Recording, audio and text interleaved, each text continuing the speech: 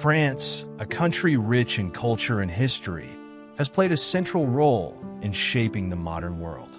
From its ancient roots with the Gallic tribes to its rise as a global power, the history of France is marked by revolution, turmoil, and influence. Today, we'll take a journey through some of the key phases of French history, from ancient times to the present day. So let's get started. The history of France. France, a country rich in culture and history, has played a central role in shaping the modern world. From its ancient roots in the Gallic tribes to its rise as a global power, France's history is marked by periods of great turmoil, revolution, and influence. Below is an overview of the key phases in French history, spanning from antiquity to modern times. Ancient France, the Gauls and Roman conquest. The history of France begins with the Celtic tribes known as the Gauls, who inhabited the region before the Roman conquest. The Gauls were a collection of tribal groups that lived in what is now modern-day France, Belgium, and parts of Switzerland. They had a vibrant culture and a warrior society, and they often clashed with their neighbors. In 58 BC, Julius Caesar led a Roman campaign to conquer the region, eventually defeating the Gauls under the leadership of Vercingetorix at the Battle of Alesia in 52 BC. This led to the incorporation of Gaul into the Roman Empire, where it became known as Gallia. Roman rule introduced new infrastructure, including roads, cities, and aqueducts, which laid the foundation for France's future development. The region thrived under Roman rule until the fall of the Western Roman Empire in the 5th century AD, after which various Germanic tribes, including the Franks, began to settle in the area. The rise of the Franks and the Carolingian Empire. In the early Middle Ages, the Franks, a Germanic tribe, rose to prominence under the leadership of Clovis I, who became the first king of the Franks to unite the various Frankish tribes under one ruler. In 496 AD, Clovis converted to Christianity, which played a crucial role in shaping the religious future of France as a predominantly Catholic country. By the 8th century, the Frankish kingdom had expanded significantly under the Carolingian dynasty, particularly during the reign of Charlemagne, who became the first Holy Roman Emperor in 800 AD. Charlemagne's empire covered much of Western Europe and laid the foundations for both France and Germany. His reign marked the Carolingian Renaissance, a revival of art, culture, and learning based on classical models. However, after Charlemagne's death, the empire was divided among his grandsons, leading to the Treaty of Verdun in 843, which divided the empire into 3 parts. This division gave rise to the territories that would eventually become modern France. The Capetian dynasty and medieval France. The Capetian dynasty, founded by Hugh Capet in 987 AD, marked the beginning of a long period of stability for the French monarchy. Over the next several centuries, the Capetians consolidated their power and expanded their territory, gradually transforming the Kingdom of France into one of the most powerful states in Europe. The 12th and 13th centuries saw the flourishing of medieval France, with the construction of Gothic cathedrals such as Notre Dame de Paris, the rise of universities, and the growth of Paris as a major center of commerce and culture. However, France was also embroiled in a series of conflicts, most notably the Hundred Years' War, 1337 to 1453, a series of wars fought between France and England over territorial disputes and claims to the French throne. Despite suffering devastating losses and destruction, France eventually emerged victorious, thanks in part to the leadership of Joan of Arc, a peasant girl who claimed to have received divine visions. Her role in lifting the siege of Orleans in 1429 helped turn the tide of the war in France's favor, and she became a national heroine. The Renaissance and religious wars. The 16th century in France was marked by the Renaissance, a period of cultural and artistic flourishing influenced by Italian models.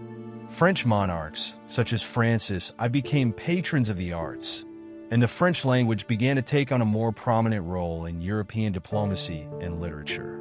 However, the period was also marked by religious conflict between Catholics and Protestants, Huguenots, which culminated in the French Wars of Religion, 1562 to 1598. These wars, which were fueled by both religious and political tensions, saw widespread violence, including the infamous St. Bartholomew's Day massacre in 1572, where thousands of Huguenots were killed in Paris.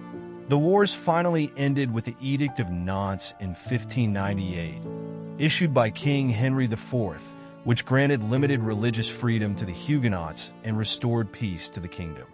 The Bourbon dynasty and absolutism. The 17th century saw the rise of the Bourbon dynasty, which would rule France until the French Revolution. Under the reign of Louis XIV, known as the Sun King, France became the most powerful and centralized state in Europe. Louis XIV epitomized the concept of absolute monarchy, ruling without the need for parliamentary consent and famously declaring, "L'État, c'est moi, I am the state." Louis XIV's reign was marked by the construction of the Palace of Versailles, a symbol of royal power, and by a series of costly wars aimed at expanding French territory. Although France reached the height of its power under Louis XIV, his wars drained the treasury and sowed the seeds of discontent that would later contribute to the downfall of the monarchy. The French Revolution and the Napoleonic era. The late 18th century saw growing unrest in France due to economic hardship, inequality, and dissatisfaction with the monarchy. In 1789, the French Revolution broke out, leading to the overthrow of King Louis XVI and the establishment of the First French Republic. The revolutionaries sought to create a society based on the principles of liberty, equality, and fraternity, but the revolution quickly descended into chaos, culminating in the Reign of Terror, during which thousands of people were executed, including Louis XVI and Queen Marie Antoinette. Amid the chaos, a young military general named Napoleon Bonaparte rose to power. In 1804, he declared himself Emperor of the French and embarked on a series of military campaigns that saw France dominate much of Europe. However, after a series of military defeats, most notably the disastrous invasion of Russia in 1812, Napoleon was eventually defeated at the Battle of Waterloo in 1815 and exiled to the island of St. Helena. The 19th and early 20th centuries. Following Napoleon's defeat, the Bourbon monarchy was briefly restored, but France continued to experience political instability throughout the 19th century, with frequent changes in government. In 1848, France established the Second Republic, which was short-lived. Napoleon's nephew, Louis Napoleon Bonaparte, was elected president and later declared himself Emperor Napoleon III, establishing the Second Empire. His rule ended with France's defeat in the Franco-Prussian War, 1870 to 1871, leading to the establishment of the Third Republic. The late 19th and early 20th centuries were marked by France's role as a colonial power, with vast territories in Africa and Asia. Domestically, France faced internal divisions between monarchists, republicans, and socialists, but it remained a key player on the international stage. World Wars and modern France. France played a central role in both World War I and World War II. In World War I, France was one of the main Allied powers, suffering tremendous losses, but ultimately emerging victorious. In World War II, France was invaded by Nazi Germany in 1940 and was occupied for much of the war. The French resistance, led by figures like Charles de Gaulle, played a crucial role in liberating the country, and France was restored as a republic after the war. Post-war France saw significant economic recovery, thanks in part to the Marshall Plan, and de Gaulle's leadership during the founding of the Fifth Republic in 1958 helped stabilize the nation. France also experienced decolonization, with many of its former colonies gaining independence, including Algeria in 1962. In the latter half of the 20th century and into the 21st century, France has remained a leading nation in Europe, playing a key role in the development of the European Union and continuing to influence global culture, politics, and economics. Today, France is a democratic republic known for its rich cultural heritage, strong political influence, and commitment to human rights. Thanks for watching my video. Please subscribe my channel and press the bell icon.